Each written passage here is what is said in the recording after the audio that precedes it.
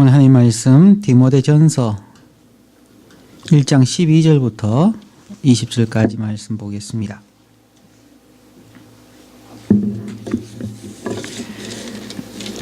지난번에도 12절부터 20절까지 보았습니다. 그 내용이 반밖에 안 했기 때문에 다시 나머지 부분을 하려고 합니다. 신약성경 337면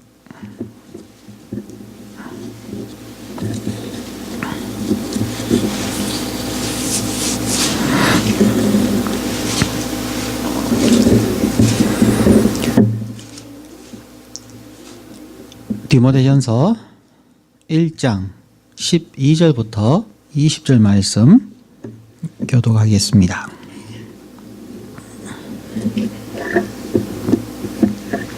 (12절입니다) 나를 능하게 하신 그리스도 예수 우리 주께 내가 감사함은 나를 충성되이 여겨 내게 직분을 맡기심이니 내가 전에는 회방자요 핍박자요 포행자이었으나 도리어 긍휼을 입은 것은 내가 믿지 아니할 때에 알지 못하고 행하였음이라. 우리 주의 은혜가 그리스도 예수 안에 있는 믿음과 사랑과 함께 넘치도록 풍성하였도다. 미쁘다 모든 사람이 받을 만한 이 말이여. 그래서 예수께서 죄인을 구원하시려고 세상에 임하셨도다. 죄인 중에 내가 괴순이라.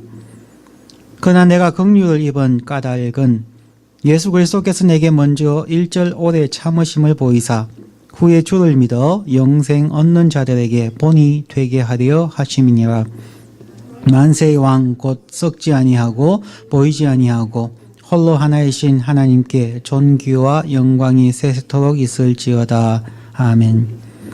아들 디모데야, 내가 너에게 이 경계로서 명하노니 전에 너를 지도한 예언을 따라 그것으로 선한 싸움을 싸우며 믿음과 착한 양심을 가지라. 어떤 이들이 이 양심을 버렸고 그 믿음에 관하여서는 파선하였느니라. 그 가운데 후메네오와 알렉산더가 있으니 내가 사단에게 내어준 것은 저희로 징계를 받아 회방하지 말게 하려 함이니라. 아멘. 지난 주말부터 시작해서 다음 주 초까지 우리는 영하 속에서 삽니다. 낮 기온도 영하 5도, 밤 기온은 참 많이 춥습니다. 근데 참 재미난 질문을 하나 해보겠습니다. 작년에 한국이 엄청 추웠다고 얘기합니다. 작년에 한국에 사셨던 분들, 작년 11월달, 12월달, 2012년 11월, 12월달이 엄청 추웠다고 합니다. 그 기간 동안 스키복이 많이 팔렸을까요? 수영복이 많이 팔렸을까요?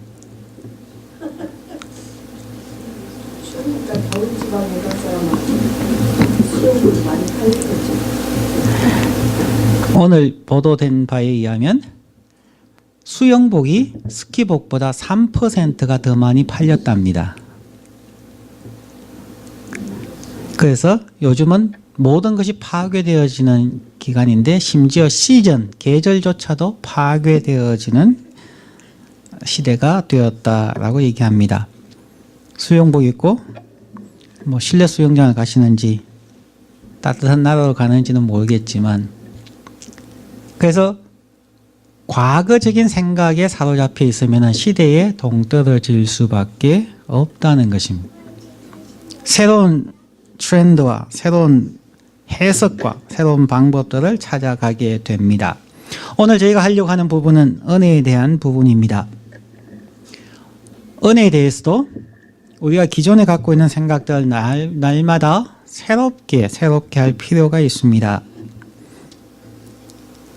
처음 시작할 때 12절 말씀에 나를 능하게 하신 그리스도 예수 우리 주, 예수 그리스도께서 우리를 새롭게 해주셨는데 마치 누구든지 그리스도 안에 있으면 새로운 피조물이라 이전 것은 지나갔으니 보라 새 것이 되었도다 얘기하시므로 그리스도 안에서 우리가 새로운 피조물, 뉴 크리에이션이 되었는데, 그렇게 하면 능하게 하시는 그 하나님의 은혜가 무엇입니까? 하는 것입니다. 자, 하나님의 은혜가 무엇입니까? 그럼 보통 사람들이 쉽게 거저 주시는 하나님의 선물이라고 대답을 합니다. undeserved gift of God이라고 이야기하죠. 그러니까 그것만을 얘기하고 있기 때문에 우리에게는 엄청난 어려움을 갖게 된다는 것입니다. 하나님의 은혜는 두 가지가 있어야 가능합니다. 마치 동전의 양면과 같이 한쪽에는 하나님이 그려주시는 선물이 있고 또 한 면에서는 하나님의 신적인 능력, 하나님의 뜻을 이루어가고 궁극적으로 온전한 그리스도인이 되게 하는 하나님의 능력이 있어야 합니다. 그것이 오늘 디모데전서 1장 12절부터 20절까지의 바울이 우리에게 강조하고자 하는 것입니다. 이 두 가지, 그저 주신 하나님의 선물이라고 하는 것과 이미 구원받은 자에게 은혜를 주심으로 그리스도의 형상을 회복해가는 하나님의 사람으로 성숙해가고 하나님의 일을 해갈 수 있게 하는 그 하나님의 능력을 함께 설명해 가고 있습니다. 그러면 예수 믿는 자들에게 주어지는 하나님의 능력은 무엇입니까? 그것은 가장 처음으로 얘기할 수 있는 것이 바로 성령 하나님입니다. 우리 안에 성령님께서 계시므로 그 성령님께서 우리를 능하게 하시고 우리에게 성령의 충만함을 통하여서 성령의 열매를 맺어가는, 그러므로 예수 그리스도의 형상을 회복해가는 삶을 살게 합니다. 마치 갈라디아서 5장 22절 23절에 나오는 것처럼 성령의 열매들이 사랑과 희락과 화평과부터 시작되어지는 하나님과의 관계, 이웃과의 관계, 자신과의 관계라고 세 부분으로 나누어지는 9가지의 성령의 열매들을 우리에게 설명하고 있습니다. 성령님을 인하여서 우리가 그리스도를 닮아가는 성령의 열매와 함께 또 하나님의 나라의 일을 감당하게 하는 성령의 은사를 우리에게 주십니다. 이 두 가지를 가지고 자기의 일생을 살아왔던 바울 사도가 이제 그의 노년의 젊은 아들이라고 할 수 있는 디모데에게 은혜가 무엇인가를 다시 한번 정리해 주고 있다는 것입니다. 그 두 가지 측면을 어떻게 되어 있는지를 한번 살펴봅니다. 먼저 12절 다시 읽습니다. 나를 능하게 하신 그리스도 예수 우리 주께 내가 감사함은 나를 충성되이 여겨 내게 직분을 맡기심이니, 나를 충성되이 여길 아무런 이유가 없음에도 불구하고 하나님께서 거저 주시는 선물이라는 것입니다. 그것을 설명해 주는 것이 13절입니다. 내가 전에는 회방자요 핍박자요 포행자이었으나 도리어 긍휼을 입은 것은 내가 믿지 아니할 때에 알지 못하고 행하였습니다. 내가 이전에는 회방자였습니다. 내가 이전에는 예수 믿는 자를 핍박하고 심지어 예수를 핍박했던 자입니다. 나는 예수 그리스도의 사랑과 은혜를 받을 조금의 0.0001%의 자격도 없는 자입니다. 그럼에도 불구하고 하나님은 거저 주시는 은혜로서 나를 하나님의 직분자로, 하나님의 사람으로 선출해 주셨습니다 라고 하는 은혜의 첫 번째 부분에 대해서 그는 강조하고 있습니다. 그 부분은 뒤에서도 연속하여서 이어지고 있습니다. 우선 18절 말씀,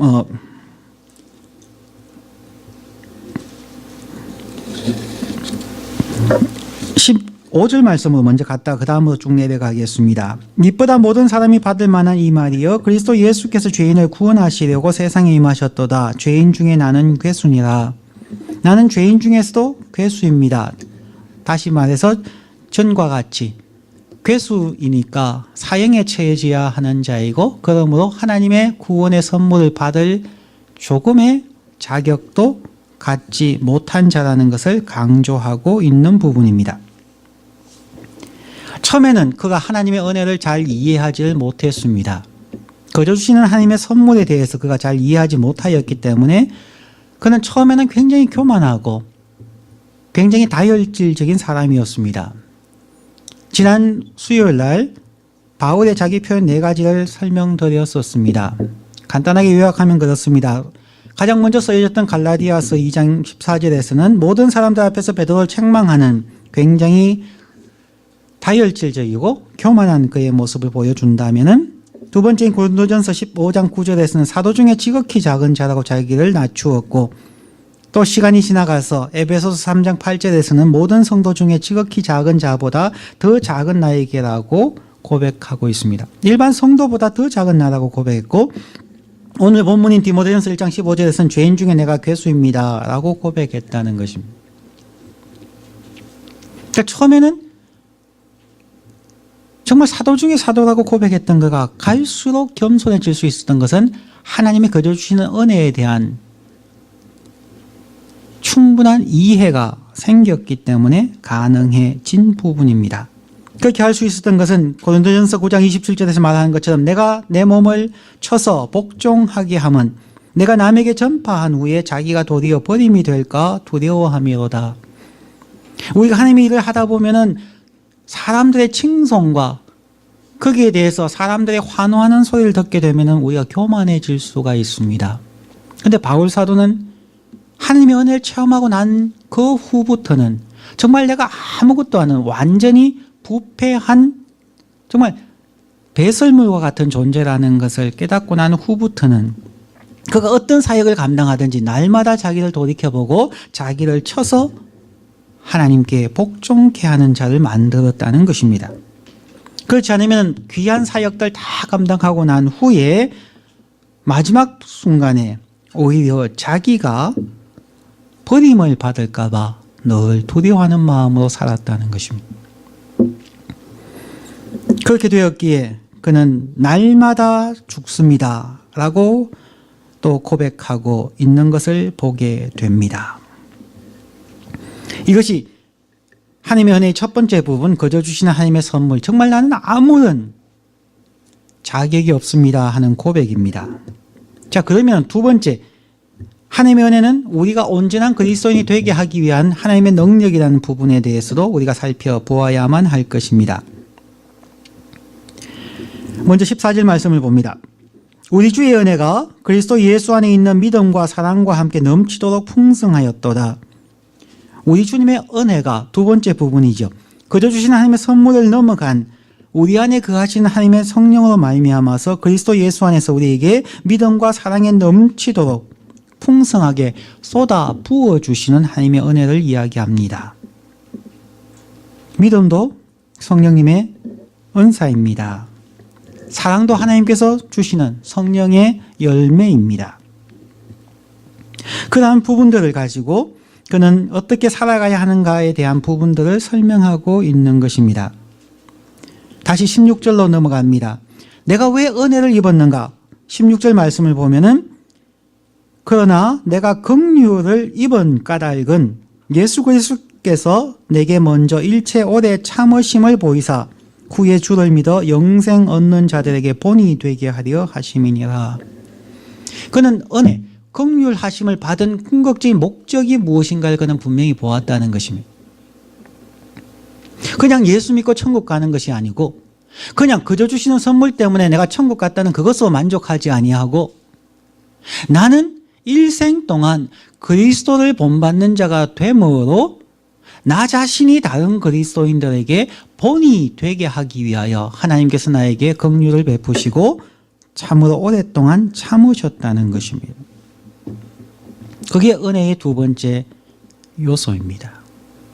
이 부분이 은혜의 두 번째 요소를 망각해버리면 구원은 하나님의 전적인 은혜임을 알고 그 다음부터 하는 것은 마치 우리가 하나님을 위해서 뭔가를 하는 것처럼 생각되어집니다.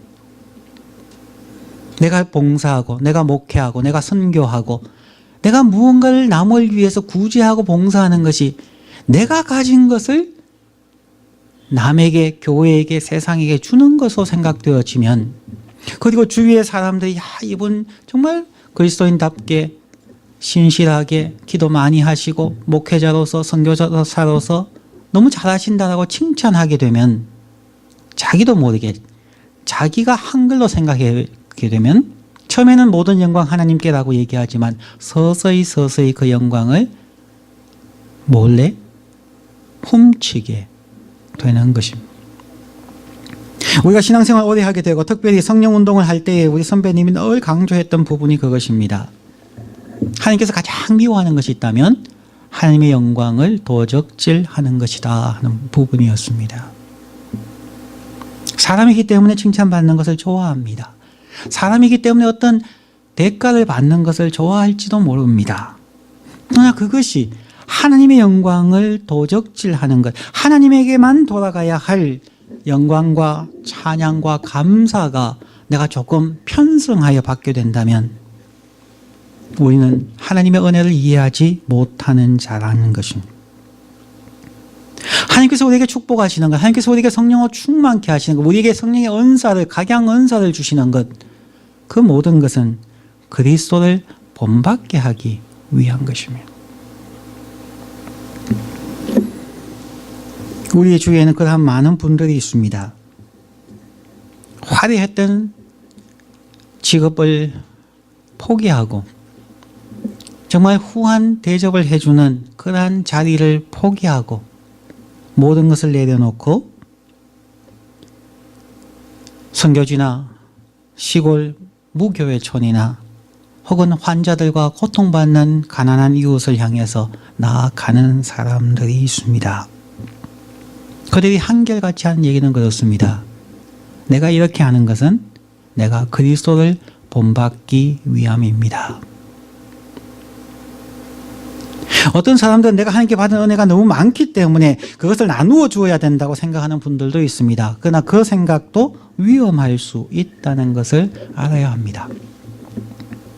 내가 받은 은혜가 너무 많기 때문에 나누어 준다고 할 때에 나누어 주는 주체가 누구냐는 것입니다. 내가 받은 것을 내가 남에게 나누어 준다고 할 때 그 주어가 내가 되어버린다는 것입니다. 나에게 은혜를 주신 하나님께서, 주어가 하나님이 되셔서 나에게 그토록 풍성한 은혜를 베푸신 하나님께서 나를 통하여 하나님께서 그 사람들을 사랑하고 하나님께서 당신의 나라를 이루어 가십니다 라고 하는 주어를 누구를 사용하느냐에 따라서 우리의 생각은 달라질 수밖에 없습니다. 왜냐하면 예수 그리스도께서 복음서에 기록되어진 예수 그리스도의 말씀을 보면 알 수가 있기 때문입니다. 내가 스스로 말하는 것이 없다고 이야기합니다. 아버지께서 나에게 말씀하신 것을 내가 말하며 아버지께서 지금도 일하시기 때문에 내가 일하며 아버지 하나님께서 하나님의 백성들을 긍휼히 여기시기 때문에 내가 이 백성들을 긍휼히 여긴다고 이야기합니다. 스스로 하는 것이 아무것도 없다고 고백하신 분이 바로 예수 그리스도입니다. 예수 그리스도께서도 구세주로서 이 땅에 오셨지만 그분은 우리의 모범이 되셨습니다. 우리에게 모범의 삶을 보여주기 위해서 어떻게 하나님을 섬기고 어떻게 이웃을 사랑하는가를 보여주시기 위해서 모델로서도 살아가는 중요한 기능이 있습니다. 바울은 그것을 깨달았다는 것입니다. 내가 그리스도를 본받은 자 된 것처럼 너희는 나를 본받는 자가 되라고 했습니다. 그것을 오늘 디모데에게 얘기하는 것은 자, 내가 영생 얻는 자들에게 본이 되게 하려고 하나님께서 나를 선택하신 것처럼 하나님께서 디모데 너를 선택하였단다. 그러므로 너는 사람들의 모범이 되어라고 이야기합니다. 그런데 그것을 우리 스스로 할 수가 없습니다. 우리의 지식으로, 우리의 경험으로, 우리의 능력으로 할 수가 없습니다. 그것을 가능하게 하시는 분은 우리 안에 계시는 성령 하나님, 우리 안에 계시는 신적인 능력, 하나님의 은혜입니다. 그렇게 본이 되게 하기 위해서 신적인 능력인 그 은혜는 18절과 19절에서 어떻게 살아야 하는가를 보여줍니다. 18절과 19절입니다. 아들 디모데야, 내가 너에게 이 경계로서 명하노니 전에 너를 지도한 예언을 따라 그것으로 선한 싸움을 싸우며 믿음과 착한 양심을 가지라.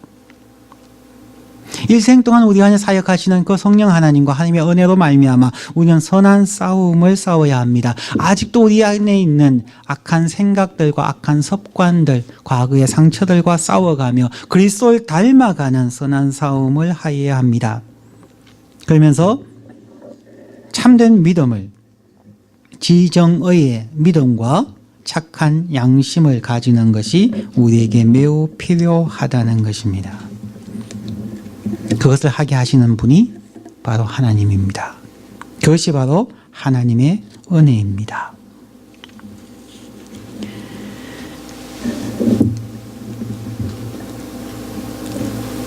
오늘 바울은 디모데에게 또한 우리 모두에게 하나님의 은혜에 대해서 설명하고 있습니다. 바울을 능하게 하신 그리스도 예수 우리 주라고 하는 그 은혜에 대한 표현 가운데 군데군데 나오는 하나님의 은혜와 긍휼이라는 단어를 통하여서 첫 번째는 나는 죄인 중에 괴수입니다. 나는 정말 가장 악한 죄인입니다. 나는 정말 하나님의 은혜를 받을, 하나님의 구원을 선물로 받을 자격이 전혀 없음에도 불구하고 하나님께서 오래 참으시고 나를 구원하셨습니다.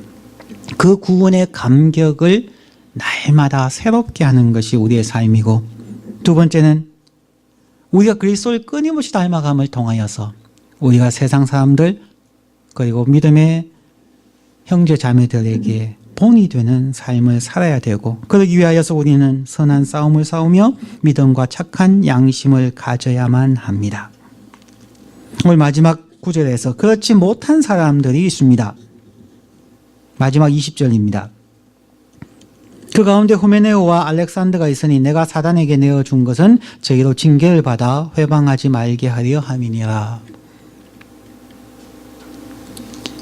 후메네오와 알렉산더는 처음에는 바울을 따라다녔던, 분명히 하나님의 은혜라고 체험했고 그 힘든 선교 사역과 전도 사역을 위해서 바울을 도왔던 사람들입니다. 그런데 어떻게 하여서 그들이 교회로부터 파문을 당하였을까요? 엑스커뮤니케이션을 당하였을까요? 구체적인 내용은 설명하지 않습니다. 오늘 본문의 전체적인 내용으로 살펴보자면 그는 하나님의 은혜 가운데 첫 번째만 알았고 두 번째는 알지 못했던 자라는 것입니다. 거저 주시는 선물로서의 구원에는 감격했고 그래서 하나님을 위해서 살겠다고 결심은 하였지만 선교 생활과 신앙 생활에 어렵고 힘드는 과정 속에서 그는 자신을 의지했을 것 같고, 더 나아가서는 하나님의 영광을 도둑질하였고 그리스도를 닮아가려고 하는 처절한 노력이 없었던 자였던 것 같습니다. 바울서는 그를 향해서 내가 사단에게 내어주었다고 이야기합니다.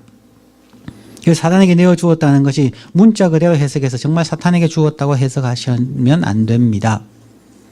그 당시 사람들은 이 표현이 교회에서의 파문을 이야기합니다. 그 시대 사람들은 교회는 하나님께서 다스리는 하나님의 나라이고 세상은 사단이 다스리는 사단의 나라라고 하는 이분법적 사고방식을 갖고 있었습니다. 그래서 교회의 돌봄과 교회 안에서의 펠로십에서 떠나게 되면은 사단에게 속하게 된다고 생각을 하였습니다. 그러면 내가 그들에게 사단에게 내어주었다고 하는 얘기는 교회로부터 추방되었다, 교회로부터 파문당하였다 하는 그런 말입니다.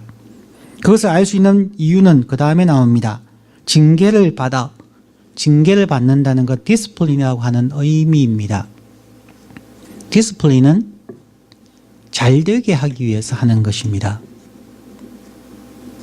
그를 완전히 잘라내기 위한 것이 아니라는 것입니다. 지금 잠시 교회에서 파문을 당함을 통하여 그 아픈 상처 속에서 그가 자신의 문제가 무엇인가를 알고 회개하고 돌이키게 하기 위한 수단이라는 것입니다.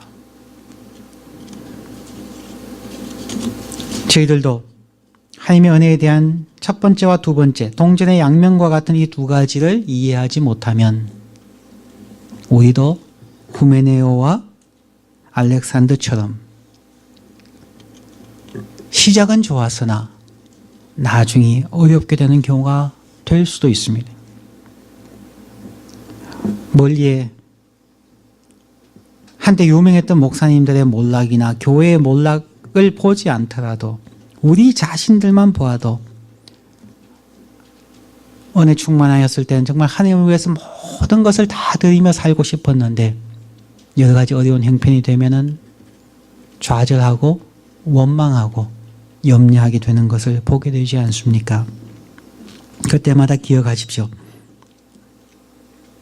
우리가 그리스도를 본받게 하기 위하여 우리 안에 계신 성령 하나님, 그리고 하나님께서 우리를 온전케 하시기 위해 주신 하나님의 은혜가 아직도 저와 여러분에게 있다는 것입니다.